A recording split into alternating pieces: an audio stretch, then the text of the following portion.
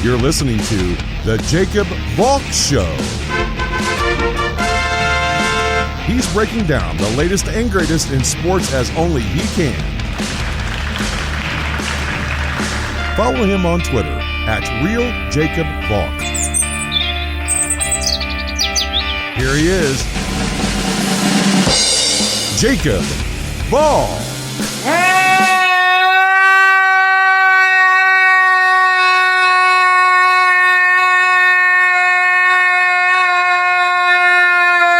Sports fans, welcome to another edition of the Jacob Valk Show.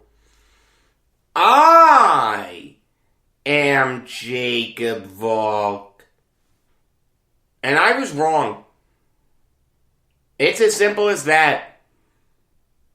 I was incorrect. I said this Buccaneers defense was overrated. I didn't think there was any way they were going to slow down Patrick Mahomes. I thought Mahomes was going to win. I thought the Chiefs were going to win their second straight Super Bowl. But Todd Bowles devised a perfect game plan. The Chiefs don't have their starting tackles. So you know what? I don't need to blitz as much. Everyone thinks I'm blitz happy. I'm not going to do it. I'm just going to rush 4. I'm going to drop 7. All I need is 4 guys against this banged up Chiefs offensive line. And it worked. It was effective, it was simple, it was masterful. What you saw yesterday was a masterclass in coaching by Todd Bowles, Byron Leftwich, and Bruce Arians. I mean, you saw it all throughout that game. Mahomes was running for his life, trying desperately to make anything happen. He gets off these circus-like throws. His receivers can't catch him. Bad job by them. I mean, some of those plays where Mahomes is running for his life and trying desperately to make something out of anything wouldn't be out of place at the end of a Benny Hill show. We need yakety sax in the background. The greatest game plan in Super Bowl history was Bill Belichick's game plan as Giants defensive coordinator in Super Bowl 25, where the Giants beat the Bills 20-19, Scott Norwood wide right. The game plan is so famous that it's actually in the Pro Football Hall of Fame.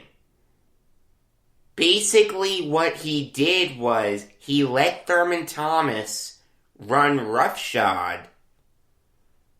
Belichick said that if Thomas ran for over 100 yards, which he did, he had 135 rushing yards in that game, the Giants would win. Instead, we're going to force Jim Kelly to try to complete some tough passes. We're going to drop back as many guys as we can. We're going to put devastating hits on guys like Andre Reed, James Lofton, Thurman Thomas, Keith McKellar, whoever. And it was masterful. The hits were brutal. Jim Kelly really wasn't that good offensively. Masterclass in coaching by Belichick. The game plan that you saw yesterday from Todd Bowles may be just as good, if not better. It's simple. There's beauty in its simplicity. I have guys like Jason Pierre-Paul, Ndamukong Suh, Shaq Barrett, Steve McClendon, Vita Vea, whoever you want to say. I trust those guys enough against this banged-up Chiefs offensive line.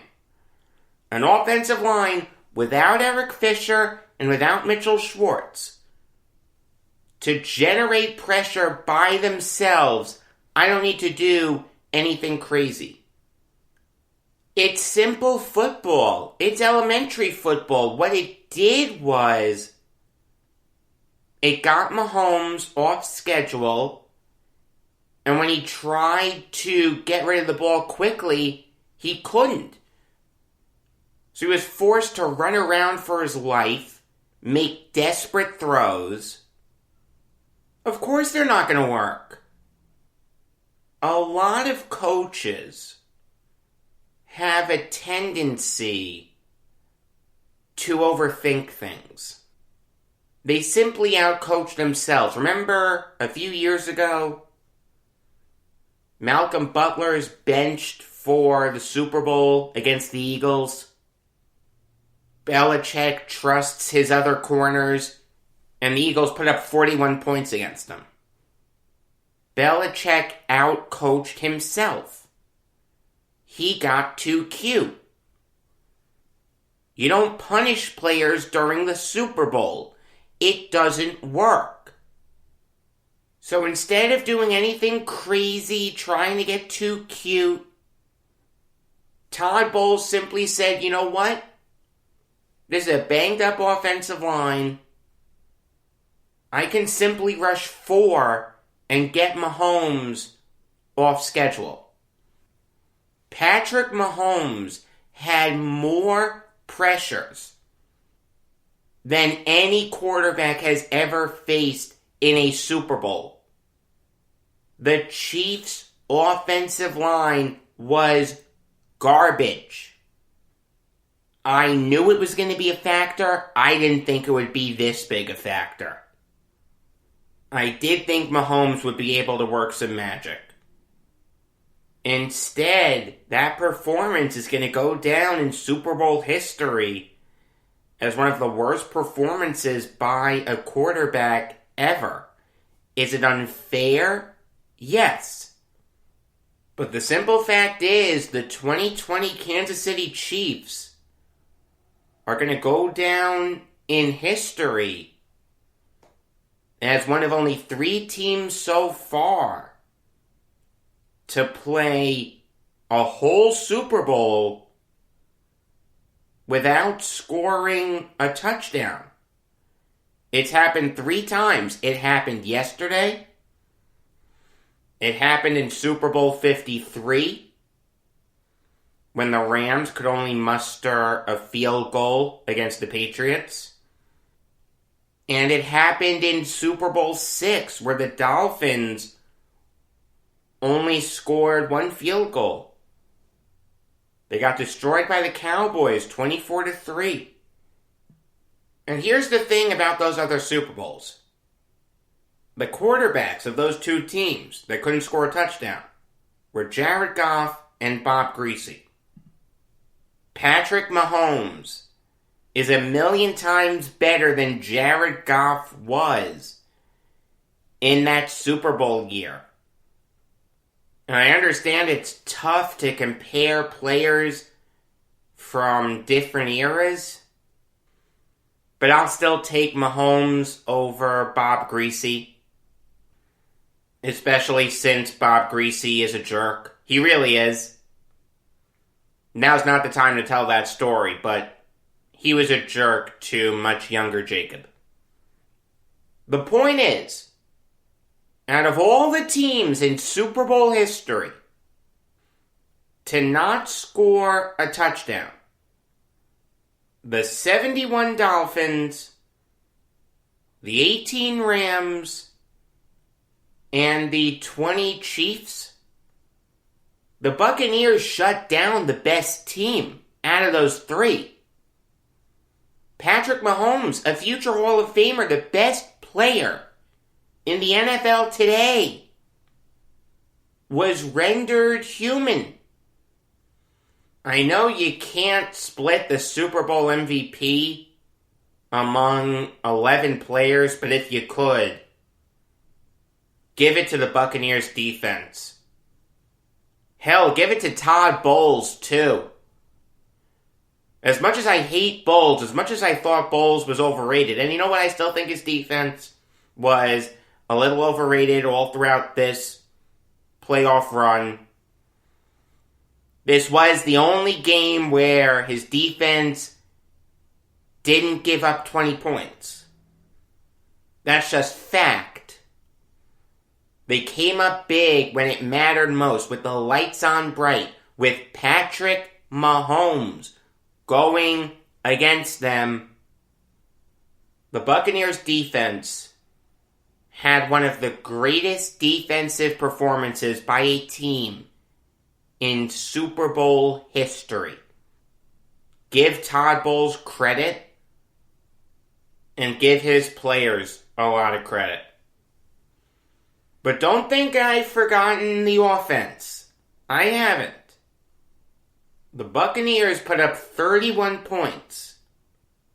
You saw the proven playoff performers show up. Brady, Super Bowl MVP. Leonard Fournette nearly rushed for 100 yards. Ronald Jones, really good change of pace back. Rob Gronkowski, the best game he's had all season. He was saving it for the Super Bowl. 6 catches for 67 yards and 2 touchdowns. It's like I was watching an old Patriots game. Brady set some pretty interesting marks yesterday. Yesterday was the first time in his career that he threw a first quarter touchdown in the Super Bowl. The duo of Brady and Gronk now have more postseason touchdowns than any quarterback pass catcher duo that's ever been. Eat your heart out, Joe Montana and Jerry Rice. Gronkowski also joined Rice as the only players with multiple receiving touchdowns in multiple Super Bowls. The 21-6 halftime lead that the Buccaneers had yesterday is the biggest lead that a Tom Brady team has had in a Super Bowl. This wasn't a game manager type performance from Brady. This was Brady at the age of 43 doing what he's done his whole career. And like I said on Friday, it's just fact who the best player in football history is. It's not up for debate. It's not an argument. It's just fact. See, people were saying yesterday that Brady's the greatest quarterback ever. He is, but he's more than that. He's the greatest player in football history. It's not even close.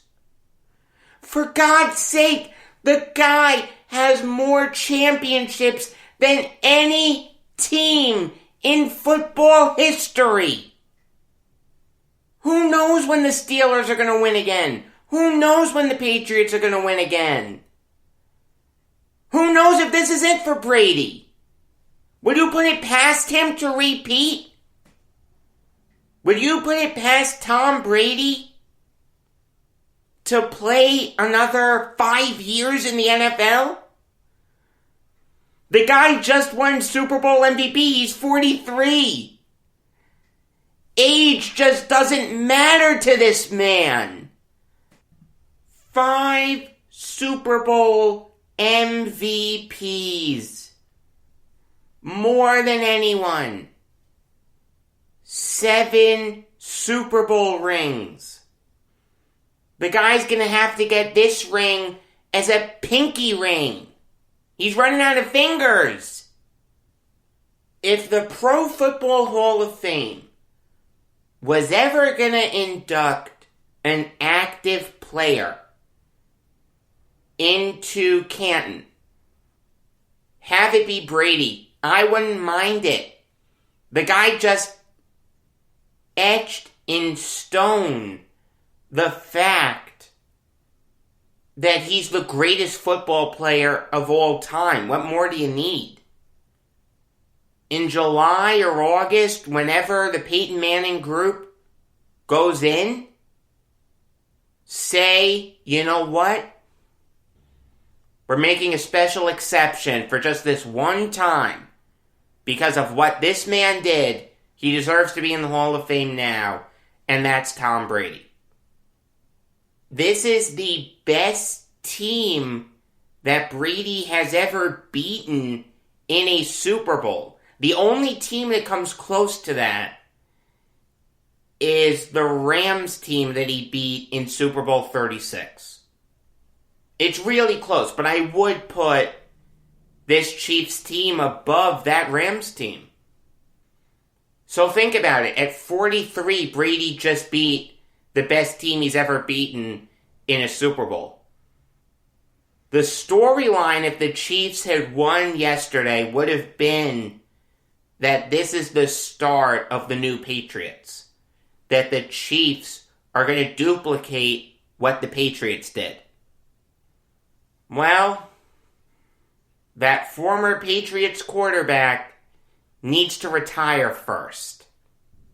See, the funny thing about yesterday's game is that if it was any other quarterback under center, it would go down in NFL history as one of the worst Super Bowls ever. But because it's Brady, because it's him winning his 7th, because it's him winning his 5th Super Bowl MVP, it's a significant Super Bowl. The game itself was dreadful.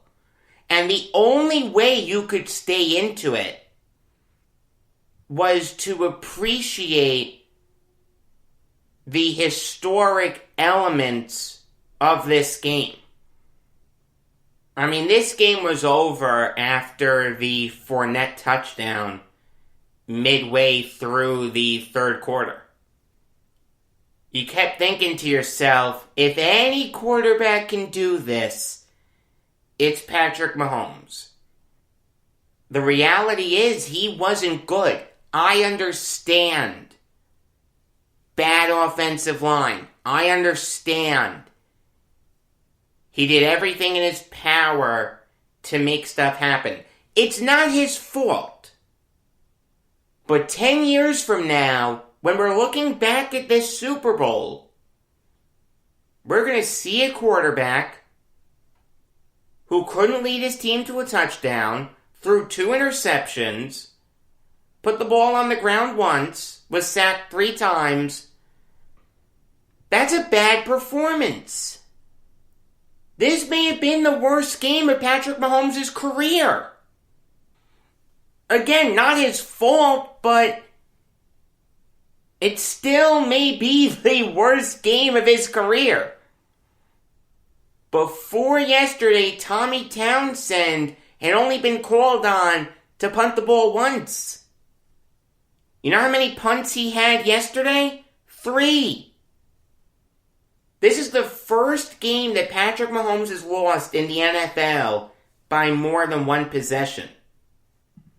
This is the only game in Patrick Mahomes' NFL or college career.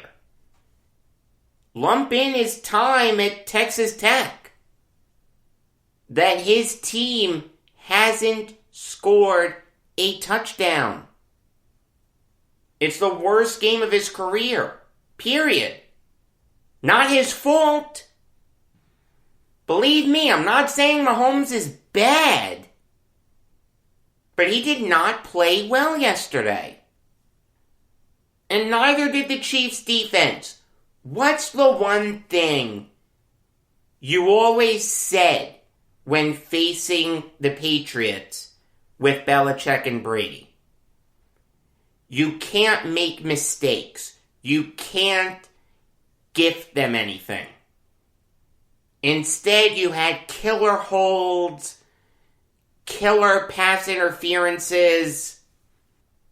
They ultimately resulted in Buccaneers points. You can't do that against Brady, regardless of what team he plays for. He will make you pay.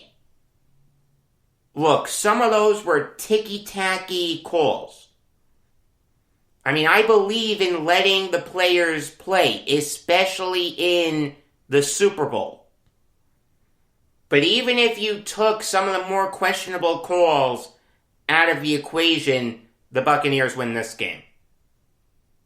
The Buccaneers thoroughly outplayed and outcoached the Chiefs yesterday.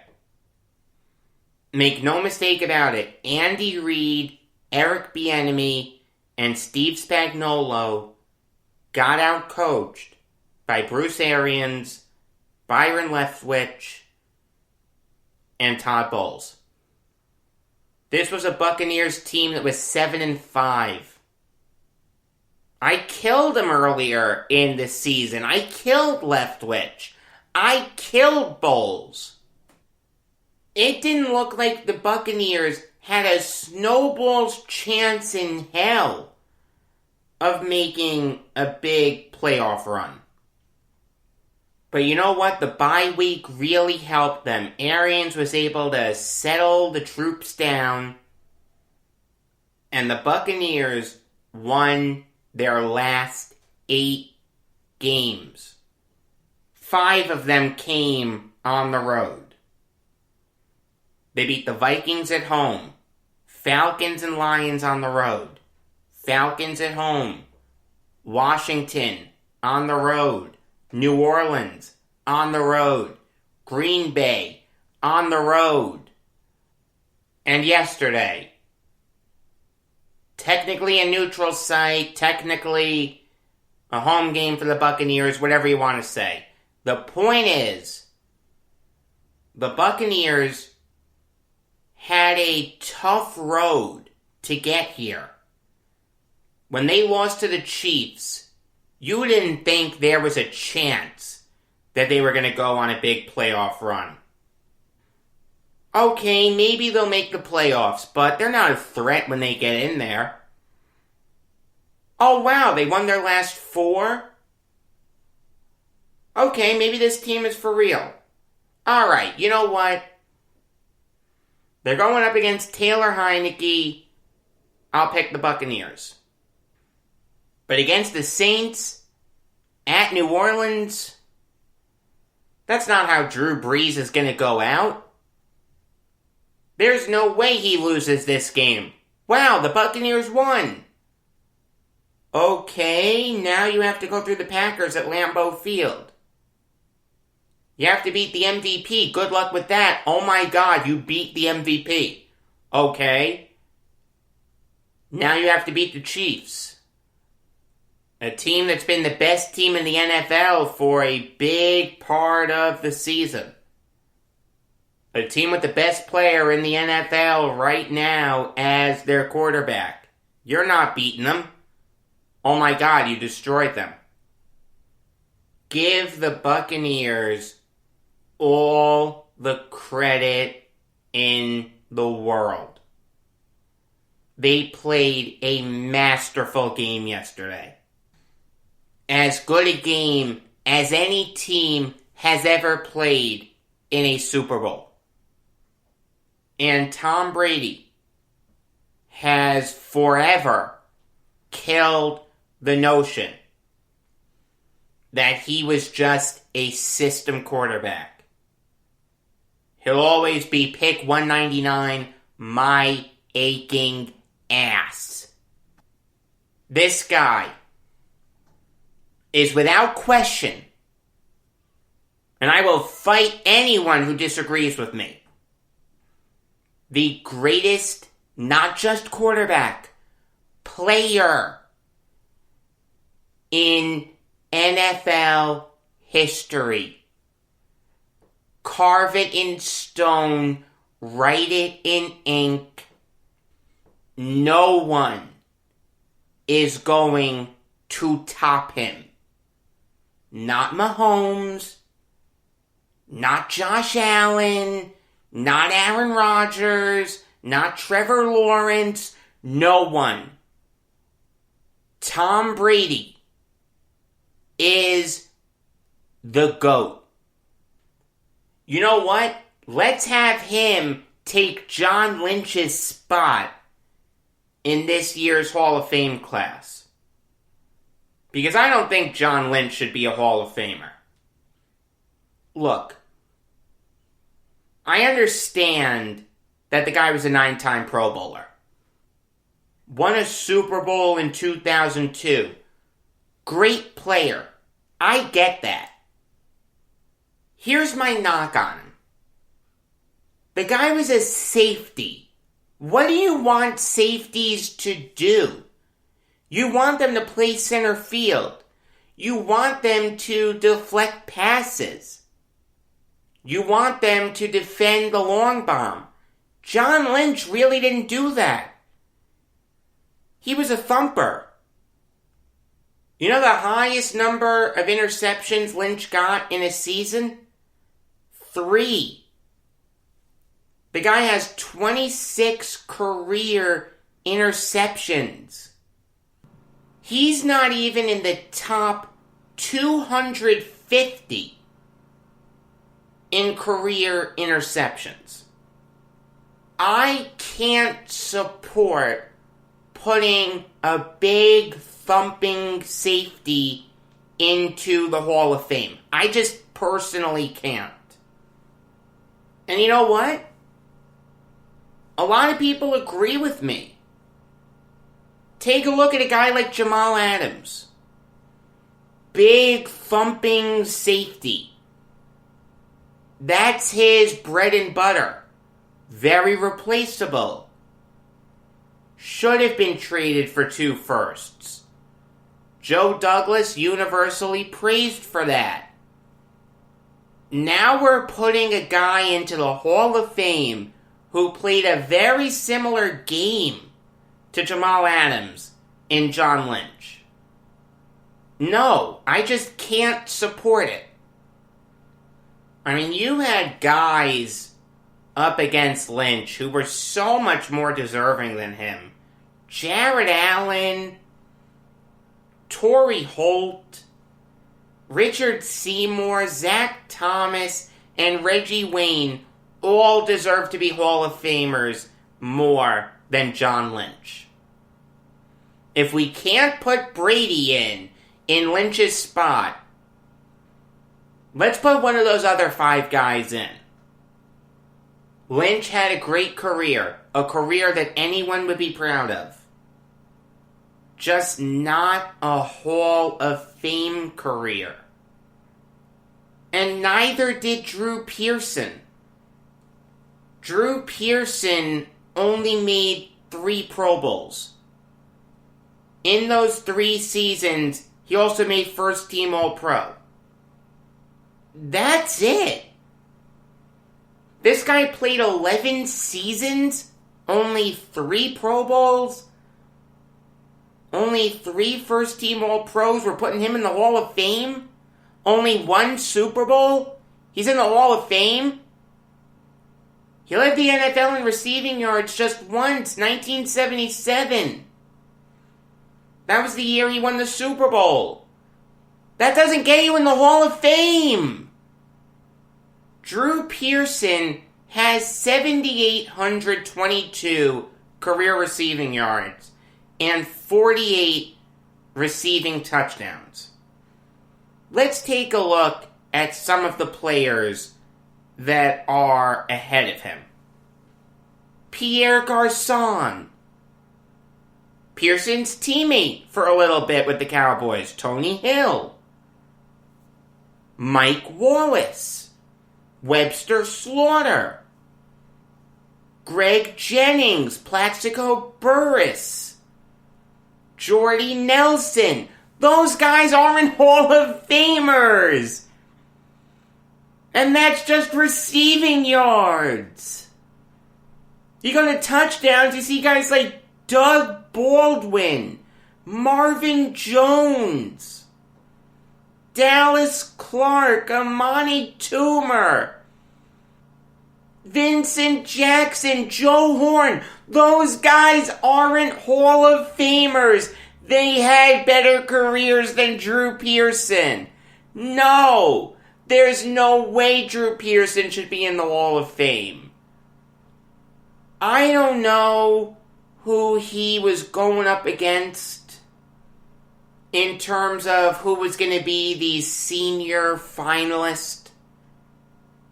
You're only allowed one senior finalist. I don't know who Pearson was competing against.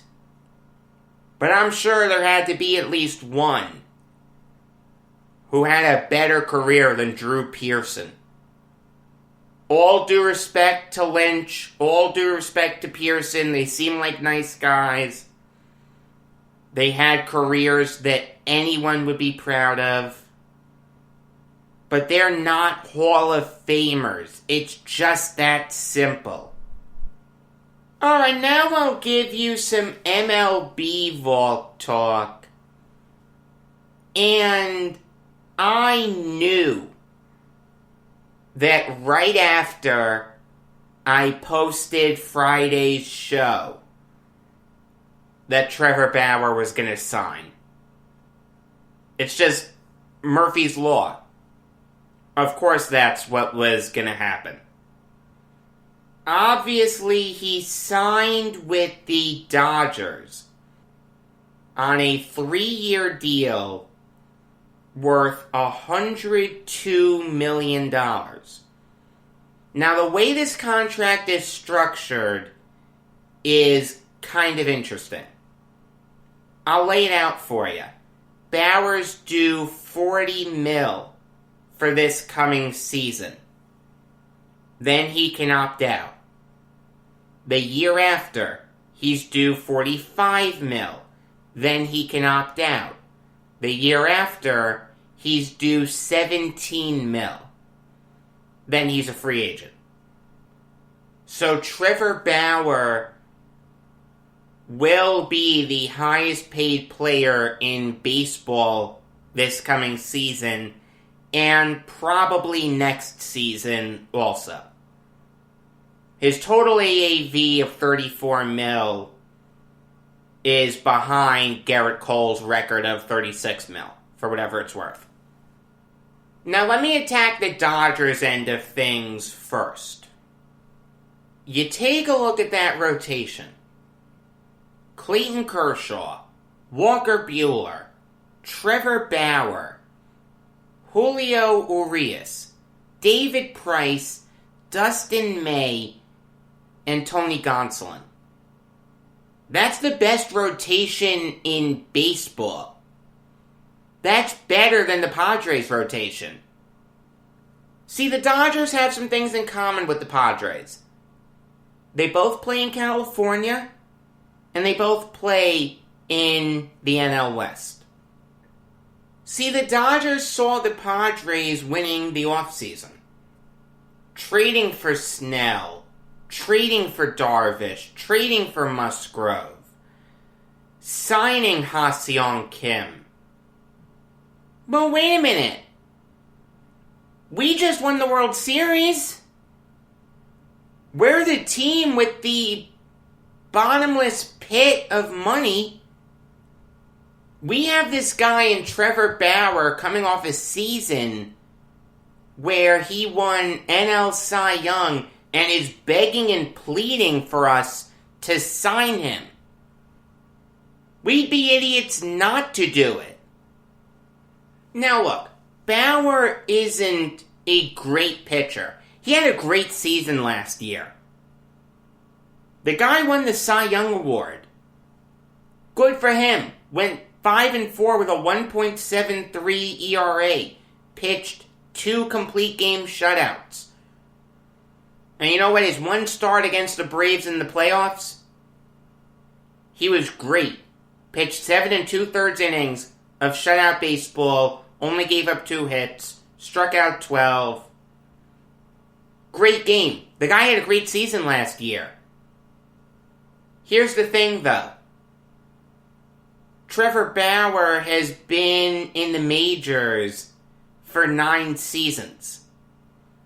This guy has a very checkered past.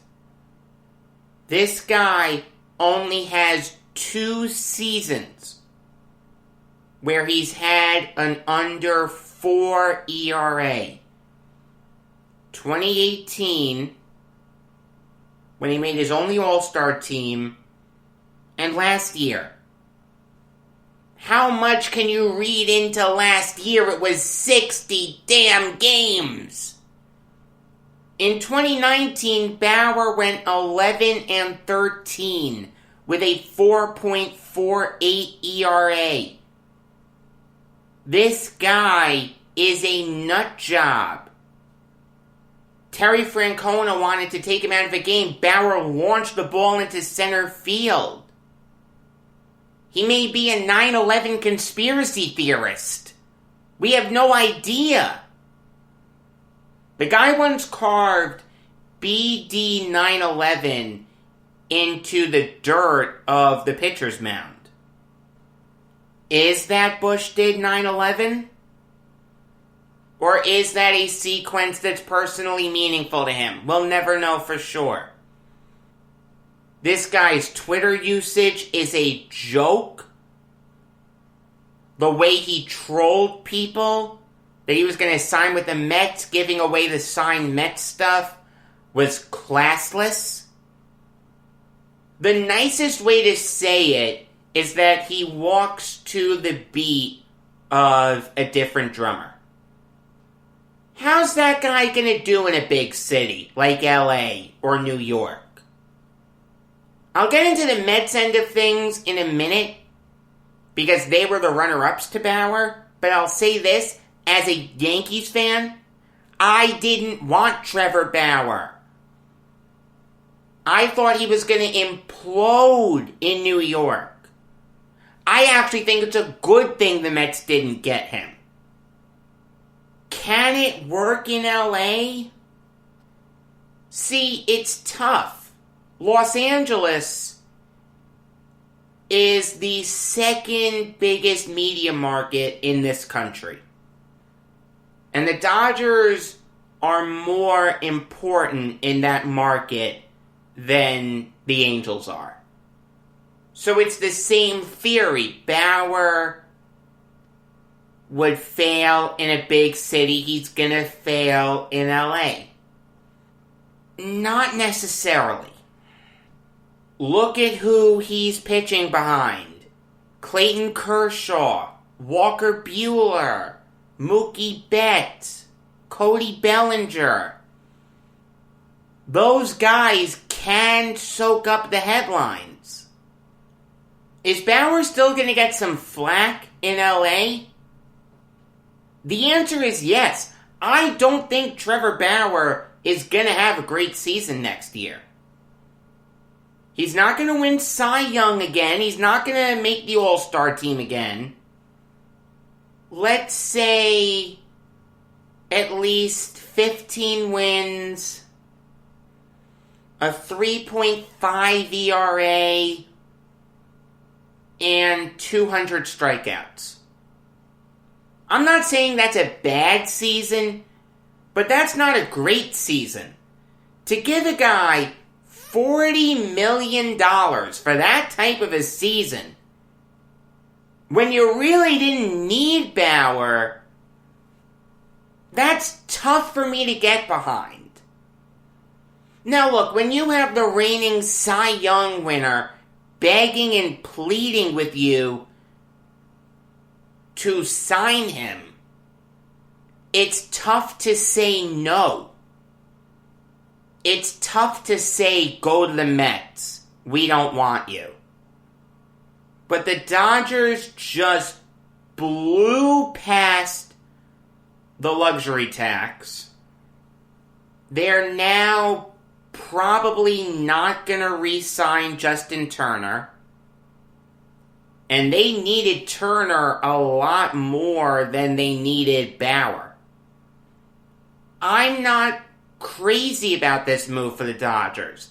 if I had to grade it from the Dodgers' end of things, I'd give it a B.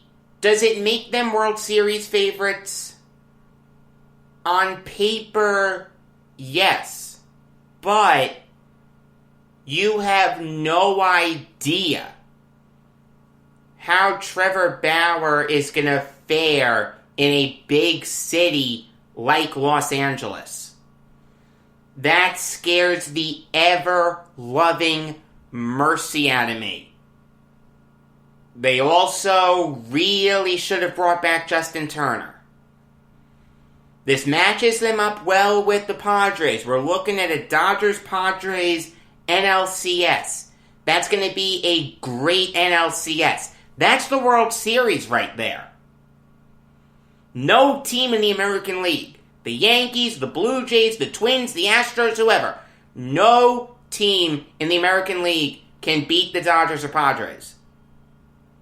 But to give this nut job $40 million to blow past the luxury tax for a guy that you didn't need, as opposed to giving it to Justin Turner, I can't get behind that too much.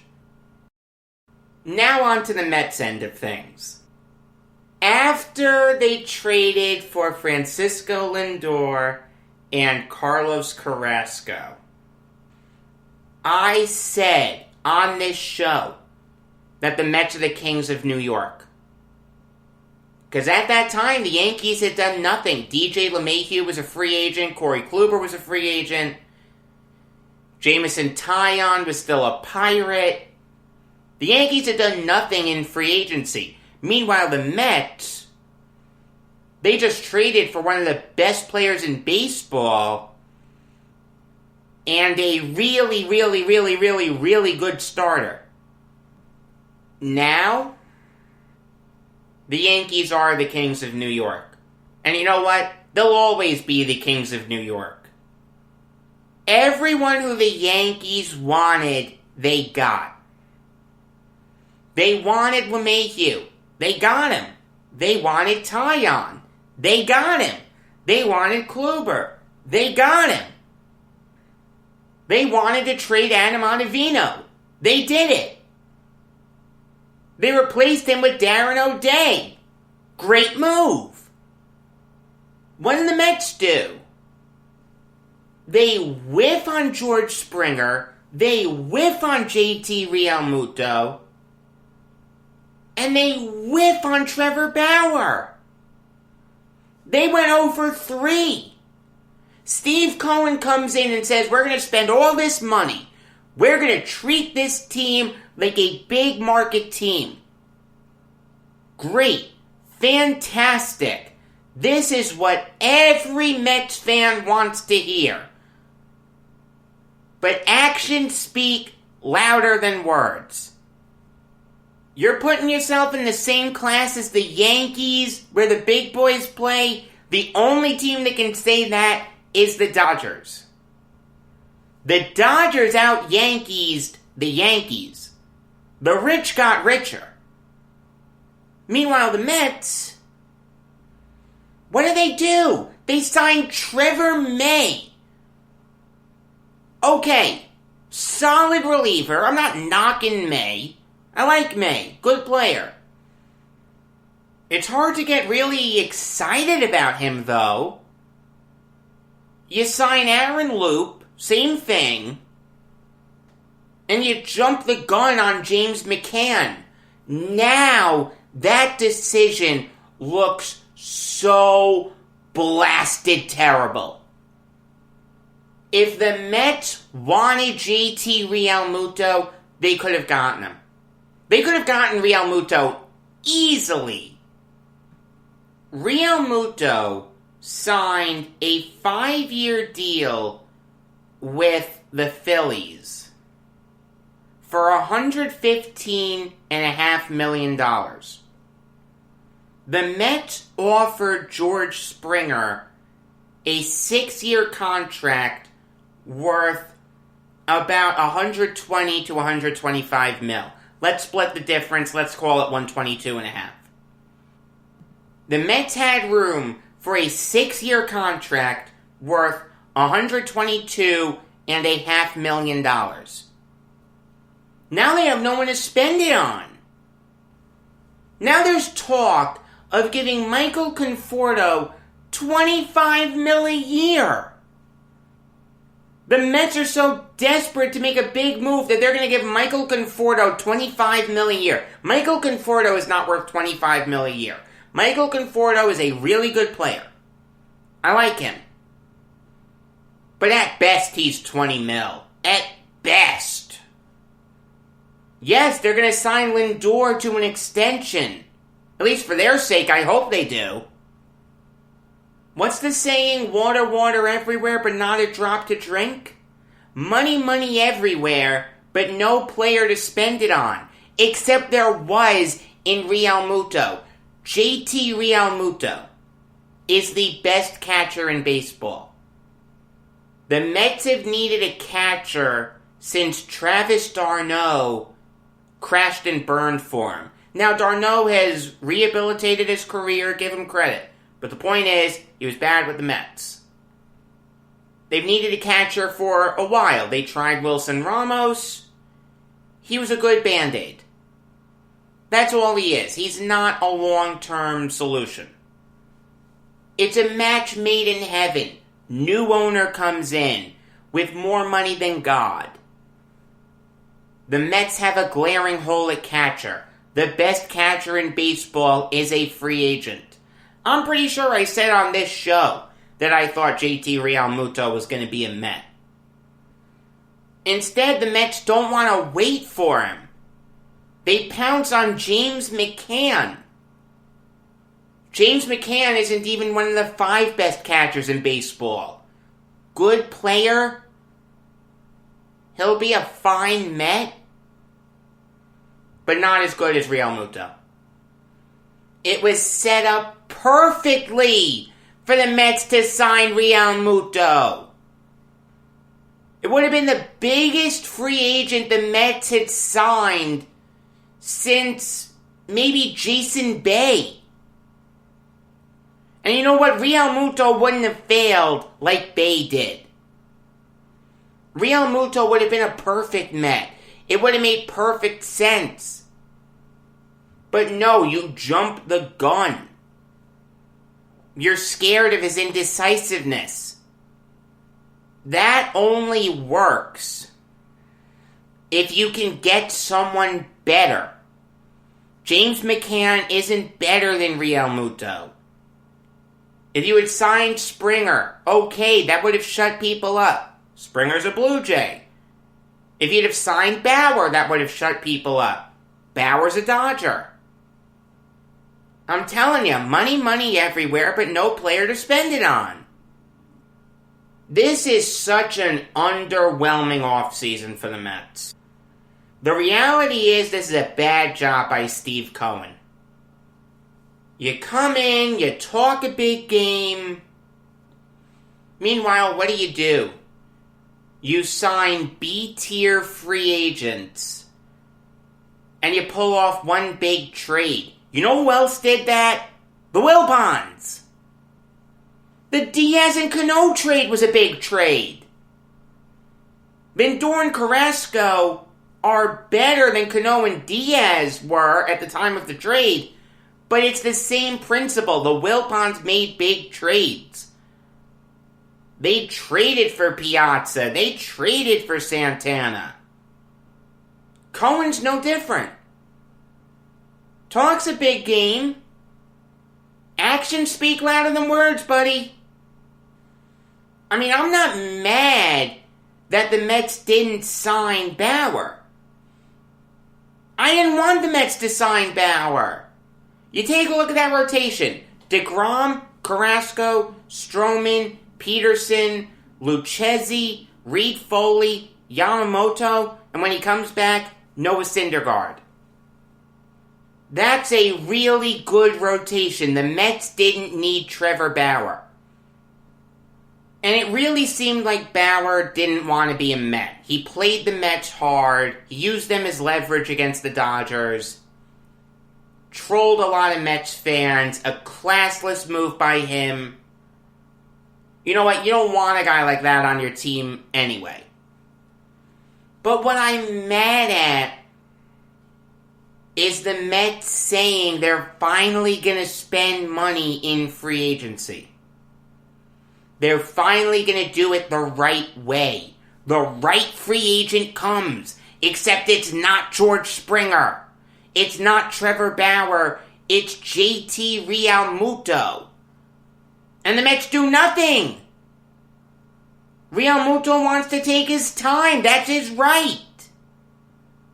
Alright, great, fantastic. We're going to sign James McCann. McCann will be fine, but he's not Realmuto. If the Mets had signed Realmuto instead of McCann and everything else in the offseason played out the same way, let's say McCann goes to the Phillies, Mets fans aren't screaming and hollering. They're saying they have a really good team. This Mets team with Realmuto instead of McCann can give the Braves a run for their money in terms of winning the NL East. Now, forget about it. They're a wild card team. I do think the Mets will make the playoffs. But they could have been more than just a wild card team. They really could have won the NL East. If they had added Realmuto and they made the same moves, they're a wild card team. Now, it's the same old Mets. Fans clamor for all these big names and the Mets don't get them. Typical Mets. Moving on now to an NL East team that actually did sign a big free agent. And that is the Braves, bringing back Marcell Ozuna on a 4-year deal worth $65 million. The Braves do have a team option for a 5th year worth $15 million. A lot of people don't like this move. They're saying, oh, Ozuna's a terrible fielder. What are you doing? Where are you going to play him? See, here's the thing. You live with bad defense if you get great offense. And Marcell Ozuna gives the Braves great offense. Last year, this guy hit .338 with 18 homers and 56 RBIs. The 18 homers and 56 RBIs led the National League. The year before, he had .241 with 29 homers and 89 RBIs. If he plays a bad left field, I can live with that. And here's the thing. He's not a terrible left fielder. He's not great. No one's going to mistake him for Roberto Clemente in the outfield. But this guy did win a Gold Glove in 2017 for his work in left field for the Marlins. He has a career .984 fielding percentage in left field. That's not bad. I'll take that in a heartbeat. I mean, the Braves really needed a left fielder because Adam Duvall isn't that great. He's a free agent anyway. You take a look at that outfield from left to right. Ozuna, Ronald Acuna Jr., and Nick Markakis. That's a really good outfield.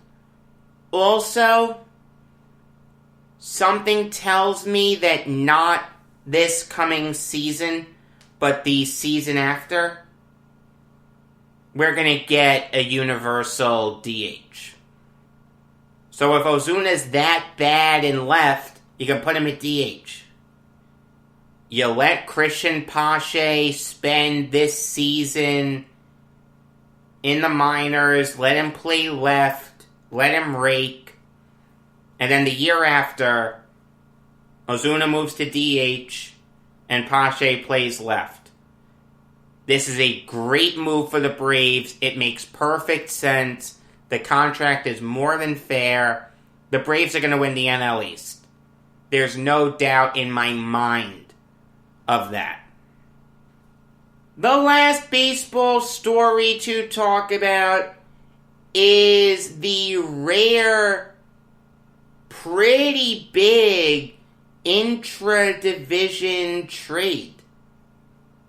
The Rangers traded Elvis Andrus, Aramis Garcia, and $13.5 million to the Athletics for Chris Davis, Jonah Heim, and Dane Acker. And this is an interesting deal for a number of reasons. Firstly, intra-division. And this isn't like a schmagegi move. No, these are proven players switching teams. Elvis Andrus has spent a long time with the Rangers. Made 2 All-Star teams with the Rangers. Won 2 pennants with the Rangers. And now he's playing for a division rival. And Chris Davis, a prolific power hitter, is now on his way to the Rangers. I know why the Athletics did this. They lost Marcus Semien in free agency. They had to add a shortstop. They added a good one in Elvis Andrus. Last year, bad season. Hit 194 with 3 homers and 7 RBIs. The year before, he hit 275 with 12 homers and 72 RBIs. He's a good player. The thing is, you now lost a lot of power. I mean, who's playing DH? Who are your power bats? Matt Olson and Matt Chapman? You need more than just those 2 guys. I mean, this does make more sense for the Rangers. They traded for Nate Lowe earlier in the offseason. They can move him to third. Ronald Guzman plays first. Davis is full-time DH. And you can move Isaiah Kiner-Falefa to the outfield. I know he hasn't played the outfield in the majors, but he played it a little bit in the minors. The guy can really play anywhere. So from left to right, you have an outfield of, let's say, Kiner-Falefa, Nick Solak, and Joey Gallo. I'll take it. That's a good outfield. There are a lot of moving parts for this deal when it comes to the Rangers, but it can work. And when you combine that with the fact that Jonah Heim is the only notable prospect in this deal, Dane Acker and Aramis Garcia are really nobodies. I don't know too much about them.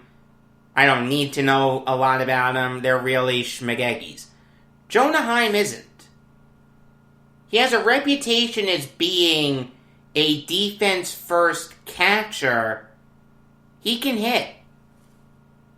In 35 games in Las Vegas, he hit .358.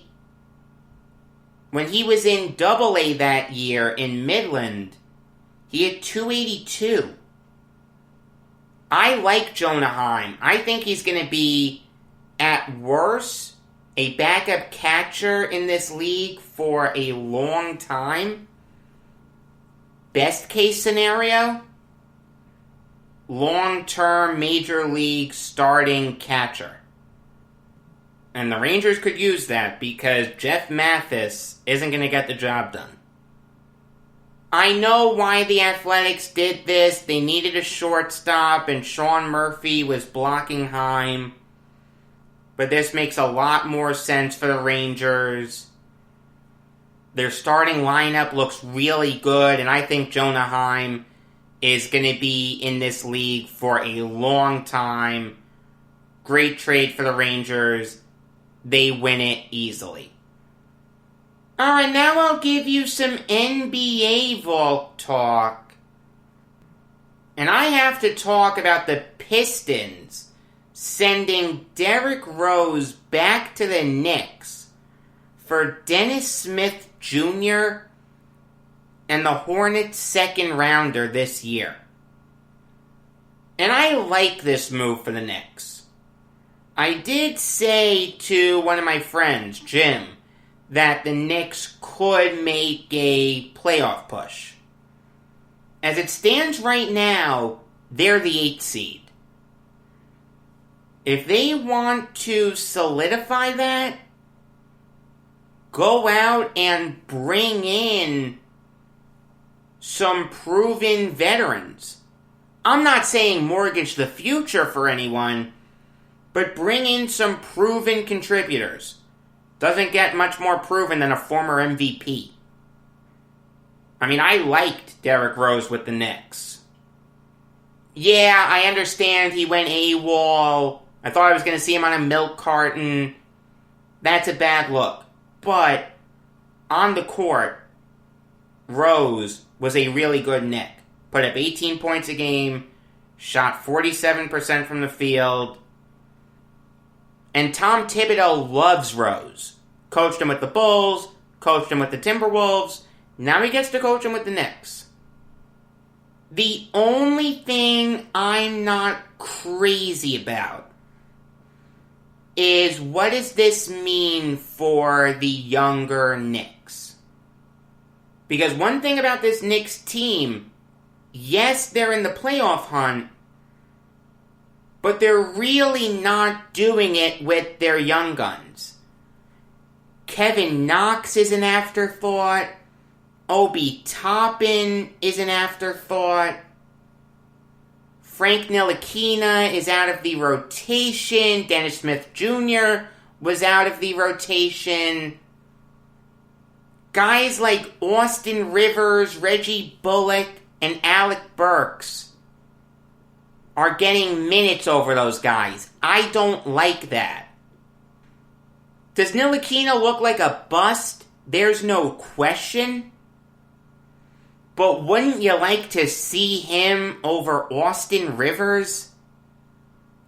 Austin Rivers isn't anything special. I mean, make no mistake about it, this does endanger Emmanuel Quickley's minutes. Now, I like Quickley a lot. Talented player. A lot better than I thought he'd be. I don't want to see his minutes get taken away. That could happen here. This is what I would do if I was Tom Thibodeau. At point guard, Derrick Rose backed up by Elfrid Payton. Shooting guard, R.J. Barrett backed up by Emmanuel Quickley. Small forward, Alec Burks backed up by Kevin Knox. I'm done with Reggie Bullock. I really don't like him. Power forward, Julius Randle backed up by Obi Toppin. And center, Mitchell Robinson backed up by Nerlens Noel. If that happens, this is a great trade for the Knicks. If this continues the trend of the older players taking the younger players' minutes, that's not what the Knicks should be doing. I would rather the Knicks miss the playoffs while playing their young guns a bunch than make the playoffs while not having their young guns play. I'm not saying that as a Nets fan. I'm putting that bias aside. That's how I'd feel if I ran the Knicks.